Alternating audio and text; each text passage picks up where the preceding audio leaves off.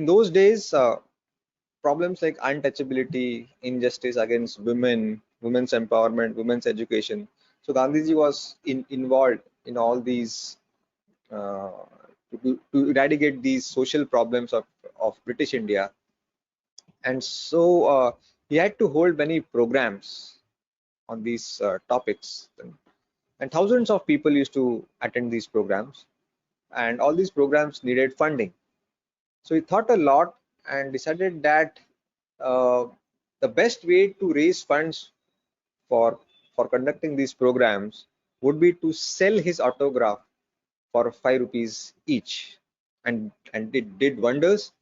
People wanted to help Gandhiji, and so thousands of people used to attend his morning prayer, evening prayers, other seminars, and in fact many people used to take autograph again and again from him just to give those 5 rupees. uh, One fine day, young Arun Gandhi, the grandson of Mahatma Gandhi, thought that I am the grandson of Mahatma Gandhi. I should get his autograph for free. I need not pay 5 rupees.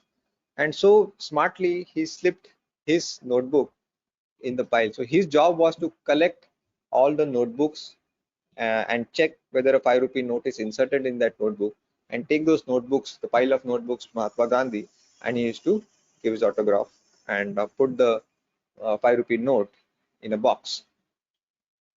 So he smartly inserted his notebook without any currency note, with the hope that Gandhiji will just sign it without noticing that 5 rupee note is missing. And but to his surprise, Gandhiji noticed, and he said that this book has no 5 rupee note. And he said that yes, it is my book, and you are my grandfather, so I have all the right to get your autograph for free. I did not pay for it. And laughingly, Gandhiji said that no, my dear friend, you are not an exception. You have to give 5 rupees.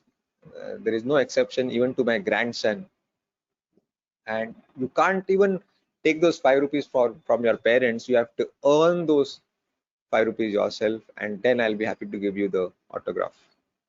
But young Arun was very determined that no, I will make sure that I'll take autograph from you, come what may. And Gandhiji again smiled and said that okay, let's see who wins.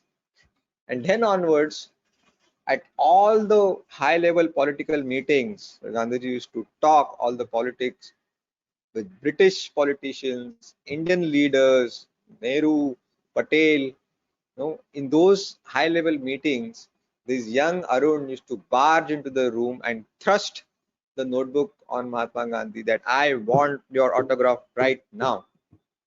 And this happened again and again. Every day he used to disturb the meetings, and then and every time, Gandhiji just lovingly used to take his head, put it on his chest, and give him a hug, but never gave never gave him his autograph. And one day, Pandit Nehru said that every day he comes and disturbs our meeting. Why don't you just get rid of him by giving him your autograph? And he said that no, it is our private joke. You don't have to get into it. So see, there is a profound lesson for all the parents here, that many times when the father is busy on his laptop and the child comes and disturbs him, and many times the father rudely just refutes the child that can't you see that I'm working right now, or I'm on an important call. It's not that Gandhiji was very different and he never felt anger. He used to get angry, yeah, but then see how he channelized his anger in a fruitful way. He always used to say that anger is like electricity. Yeah, if not channelized properly, electricity from a thunderbolt, a lightning, can split a tree in two pieces in no time. But if the same electricity is channelized properly through a switch, it can enlighten a room through a light bulb.